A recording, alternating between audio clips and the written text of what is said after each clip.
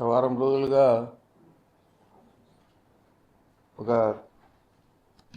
Second class చదివే అమ్మాయి తప్పిపోవడము, ఆ తర్వాత పుంగనూరు సమ్మర్ స్టోరేజ్ ట్యాంకులో శవమే తేలడం, ఈ నేపథ్యంలో ప్రభుత్వం స్పందించకుండా, దోషుల్ని పట్టుకోకుండా గతంలో కర్నూలులో జరిగిన విధంగా ఇక్కడ జరుగుతుందేమో అనే ఆలోచనతో జగన్మోహన్ రెడ్డి గారు 9వ తేదీ పుంగనూరుకి రావాల్సింది. మరి ఎంత లోపల నిన్న 3 మంత్రులు ఇంకా తెలుగుదేశం పార్టీకి సంబంధించిన శాసనసభ్యులందరూ కూడా వచ్చి వివరాలన్నీ కూడా పోలీసుల ద్వారా తెలుసుకొని వివరాలన్నీ కూడా తెలియజేయడం జరిగింది. దోషులను పట్టుకోవడం జరిగింది. మరి జగన్మోహన్ రెడ్డి గారి ప్రోగ్రాం తెలిసిన వెంటనే ప్రభుత్వం స్పందించి చర్యలు తీసుకోవడం, మరి ఆ దోషులను కూడా కఠినంగా శిక్షించాలని చెప్పి మేము కోరుతా ఉన్నాం. మరి జగన్మోహన్ రెడ్డి గారు ఈ సందర్భంగా ఈ దోషులందరూ కూడా దొరికారు.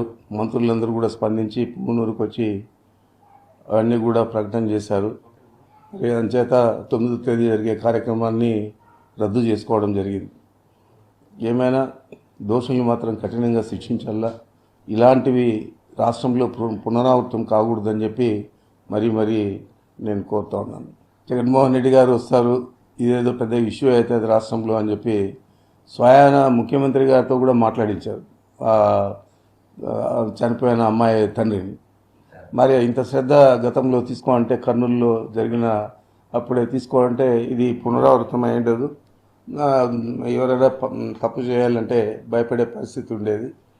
మరి ఇప్పటికైనా కానీ ప్రభుత్వం స్పందించి చేసింది కాబట్టి ఇలాంటి పునరావృతం కాకుండా చూడాల్సిన బాధ్యత ప్రభుత్వాన్ని అని చెప్పి కోరుతాం. రెడ్ బుక్ సంస్కృతి, అందరినీ కొట్టడము, చంపడము, ఇట్లా చిన్నపిల్ల అమ్మాయిలంతా కూడా రేప్ చేసి వాళ్ళను హతమారిస్తే కర్నూలులో కనీసం కనుక్కోలేకపోవడం, దోషులను పట్టుకోలేకపోవడం, ఈ విధంగా రాష్ట్రమంతా కూడా ఈ రెడ్ బుక్ సంస్కృతి ఇప్పుడు దాకా కొనసాగింది. ఇంకో కూడా కొనసాగుతుందనే నేను భావిస్తున్నాను.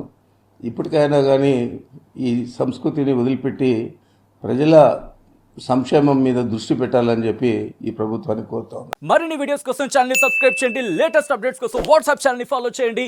అండ్ లింక్ డిస్క్రిప్షన్ లో ఉంది.